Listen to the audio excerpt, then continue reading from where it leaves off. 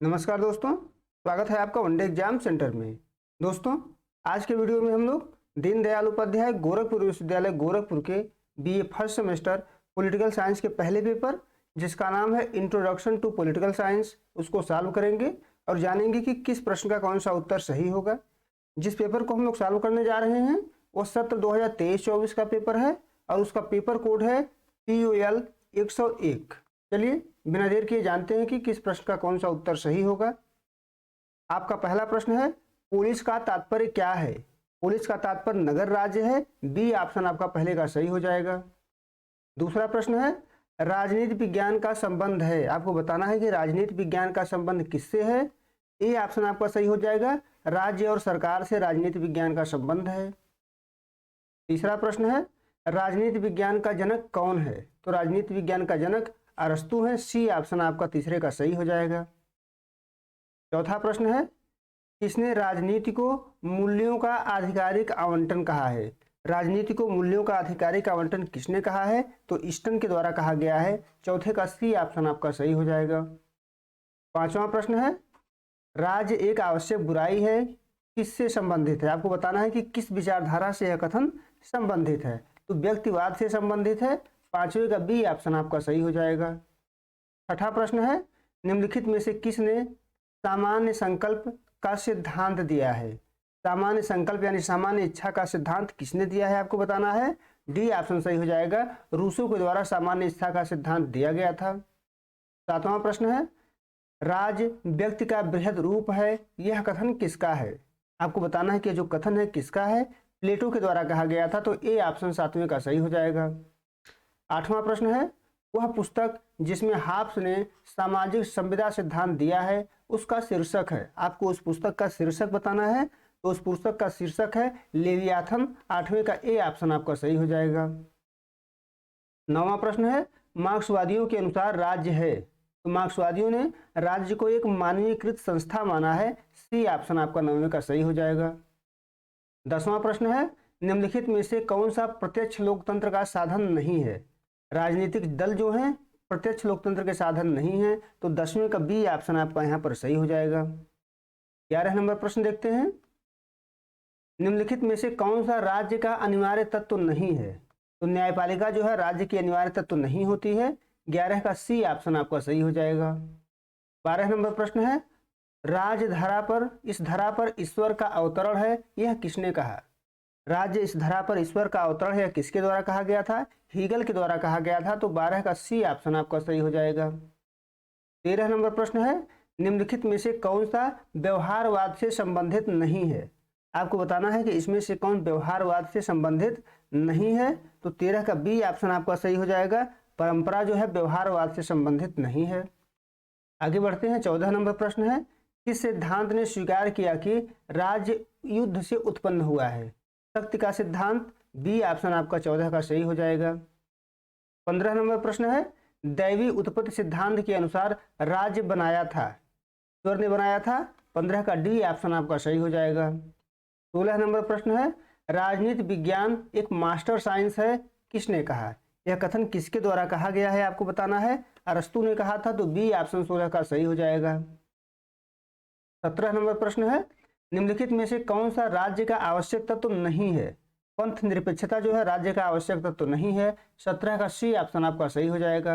18 number प्रश्न है, सर्वोत्तम सरकार वह है जो कम से कम शासन करती है, किसकी विचारधारा है? तो व्यक्तिवाद की विचारधारा है। डी ऑप्शन आपका सही हो जाएगा। 19 नंबर प्रश्न है, निम्न में से कौन सा राज्य नहीं है? उत्तर प्रदेश राज्य नहीं है। यह राज्य से आसे दोस्तों स्टेट से न होकर के नेशन से होता है, इसलिए जो है सी ऑप्शन आपका सही हो जाएगा। 20 नंबर प्रश्न है, आधुनिक राज्य हैं। आधुनिक राज्य क्या है? राष्ट्रीय राज्य हैं। तो ए ऑप्शन आपका 20वें का सही हो जाएगा। 21 नंबर प्रश्न है, राज्य का अस्तित्व जीवन के लिए है और इसके निरंतरता सदजीवन के लिए है, किसने कहा है? आपको बताना है कि यह कथन किसके द्वारा कहा गया है? तो अरस्तु के द्वारा कहा गया है। 21 का सी ऑप्शन आपका सही हो जाएगा। 22 नंबर प्रश्न है, राजनीति विज्ञान शब्द का प्रयोग सर्वप्रथम किसने किया? सबसे पहले राजनीति विज्ञान शब्द का प्रयोग अरस्तु ने किया था। डी ऑप्शन आपका 22 का सही हो जाएगा। आगे बढ़ते हैं। 23 नंबर प्रश्न है, पॉलिटिक्स किसकी रचना है? पॉलिटिक्स जो पुस्तक है किसके द्वारा लिखा गया था? तो अरस्तु ने लिखा था। ए ऑप्शन 23 का सही हो जाएगा। 24 नंबर प्रश्न है, राज्य केवल एक यंत्र है जिसकी सहायता से एक वर्ग दूसरे वर्ग का शोषण करता है, किसका कथन है? मार्क्स का कथन है। 24 का सी ऑप्शन आपका सही हो जाएगा। 25 नंबर प्रश्न है, शक्ति पृथक्करण के सिद्धांत का प्रतिपादन किसने किया है? डी ऑप्शन आपका सही हो जाएगा। मॉन्टेस्क्यू ने शक्ति पृथक्करण का सिद्धांत दिया था। 26 नंबर प्रश्न है, आधुनिक संदर्भ में राज्य शब्द का पहली बार प्रयोग किया था। आधुनिक संदर्भ में राज्य शब्द का पहली बार प्रयोग मैकियावेली ने किया था। तो सी ऑप्शन आपका 26 का सही हो जाएगा। 27 नंबर प्रश्न है, एक राज्य जो अपने नागरिकों को अधिक सुविधाएं प्रदान करे कहलाता है, तो कल्याणकारी राज्य कहलाता है। सी ऑप्शन आपका 27 का सही हो जाएगा। 28 नंबर प्रश्न है, राजनीति विज्ञान का आधुनिक उपागम है, इसमें से कौन राजनीति विज्ञान का आधुनिक उपागम है आपको बताना है? तो व्यवहारवादी उपागम, यानी 28 का ए ऑप्शन आपका सही हो जाएगा। 29 नंबर प्रश्न है, राज्य व्यक्ति से पहले है, यह कथन किसका है? किसके द्वारा यह कथन कहा गया था? अरस्तु के द्वारा कहा गया था। तो डी ऑप्शन आपका 29 का सही हो जाएगा। 30 नंबर प्रश्न है, कल्याणकारी राज्य की अवधारणा अनिवार्यतः एक संश्लेषण है उदारवाद और समाजवाद का। तो तीसरे का ए ऑप्शन आपका सही हो जाएगा। 31 नंबर देखते हैं, व्यवहारवाद का जनक कौन है? तो व्यवहारवाद के जनक दोस्तों जेबी वाटसन है, जो आपके ऑप्शन में नहीं दिया हुआ है, इसलिए इसको छोड़कर हम आगे बढ़ रहे हैं। 32 नंबर प्रश्न देखते हैं, राष्ट्र सर्वोपरि है, यह किस विचारधारा से संबंधित है? राष्ट्रवाद से संबंधित है। सी ऑप्शन आपका 32 का सही हो जाएगा। 33 नंबर प्रश्न है, लोकतंत्र के अभिजन सिद्धांत के समर्थक हैं, इसमें से कौन लोकतंत्र के अभिजन सिद्धांत के समर्थक हैं? तो सभी समर्थक हैं। डी ऑप्शन आपका 33 का सही हो जाएगा। 34 नंबर प्रश्न है, फांसीवाद का उदय हुआ इटली में हुआ था। ए ऑप्शन आपका 34 का सही हो जाएगा। 35 नंबर प्रश्न है, लोक कल्याणकारी राज्य कहा जाता है पूंजीवादी राज्य के विपरीत। तो ए ऑप्शन आपका यहाँ पर सही हो जाएगा। 36 नंबर प्रश्न है, फांसीवाद किसके नेतृत्व में विश्वास करता है? तो एक व्यक्ति के नेतृत्व में विश्वास करता है। 36 का ए ऑप्शन सही हो जाएगा। 37 नंबर प्रश्न है, फांसीवाद विश्वास करता है शक्ति में विश्वास करता है। 37 का भी ए ऑप्शन सही हो जाएगा। 38 नंबर प्रश्न है, प्रजातंत्र में अंतिम सत्ता निहित होती है, तो जनता में निहित होती है। 38 का सी ऑप्शन आपका सही हो जाएगा। 39 नंबर प्रश्न है, कौन सा प्रत्यक्ष लोकतंत्र का उपकरण नहीं है आपको बताना है? प्रत्यक्ष लोकतंत्र का उपकरण कौन सा नहीं है? चुनाव जो है यानी इलेक्शन जो है प्रत्यक्ष लोकतंत्र का उपकरण नहीं है। 39 का सी ऑप्शन आपका सही हो जाएगा। 40 नंबर प्रश्न है, सर्वाधिकारवादी शासन का उदाहरण है। सर्वाधिकारवादी शासन का इसमें से उदाहरण कौन है आपको बताना है? तो उपरोक्त यहाँ पर 40 का सर्वाधिकारवादी जो शासन है दोस्तों, इसमें फांसीवादी शासन हो जाएगा। सर्वाधिकारवादी शासन, ए ऑप्शन आपका यहाँ पर सही हो जाएगा। आगे बढ़ते हैं। 41 नंबर प्रश्न देखते हैं, अधिनायक तंत्र का लक्षण है, आपको बताना है कि अधिनायक तंत्र का लक्षण इसमें से कौन सा है? तो 41 का आपका डी ऑप्शन सही हो जाएगा, निरंकुश प्रभुसत्ता। 42 नंबर प्रश्न है, किस विचारधारा को मैकियावेलियन दर्शन कहा जाता है?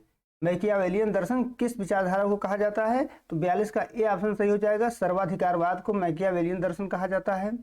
43 नंबर प्रश्न है, किसने प्रजातंत्र को जनता के द्वारा जनता के लिए शासन के रूप में परिभाषित किया है? अब्राहम लिंकन ने किया है। तो 43 का सी ऑप्शन सही हो जाएगा। 44 नंबर प्रश्न है, प्रजातंत्र शासन है, प्रजातंत्र किसका शासन है? तो जनता का शासन है। 44 का बी ऑप्शन आपका सही हो जाएगा। 45 नंबर प्रश्न है, आधुनिक प्रजातंत्र जाना जाता है प्रतिनिधि प्रजातंत्र के रूप में जाना जाता है। तो 45 का बी ऑप्शन आपका सही हो जाएगा। 46 नंबर प्रश्न है, फांसीवाद विश्वास करता है, एक व्यक्ति के शासन में विश्वास करता है। 46 का डी ऑप्शन आपका सही हो जाएगा। 47 नंबर प्रश्न है, राजनीति को कौन क्या पाता है, कब और कैसे, किसने परिभाषित किया है? तो इसका सही उत्तर आपका हो जाएगा बी यानी हेराल्ड लासवेल ने। आगे बढ़ते हैं। 48 नंबर प्रश्न है, राजनीति विज्ञान का जनक कौन है? तो राजनीति विज्ञान का जनक अरस्तु हैं। 48 का सी ऑप्शन आपका सही हो जाएगा। 49 नंबर प्रश्न है, सर्वाधिकारवाद किस प्रकार की दलीय व्यवस्था का समर्थन करता है? तो यहाँ पर डी ऑप्शन सही हो जाएगा, दल विहीन व्यवस्था का समर्थन करता है। आगे बढ़ते हैं, 50 नंबर प्रश्न है, फांसीवाद का मुख्य अधिवक्ता था। मुसोलिनी जो था फांसीवाद का मुख्य अधिवक्ता था, तो 50 का सी ऑप्शन आपका सही हो जाएगा। उम्मीद है दोस्तों आपको ये वीडियो पसंद आया होगा। आप हमारे चैनल को सब्सक्राइब करिए, वीडियो को लाइक करिए, शेयर करिए। बहुत बहुत धन्यवाद।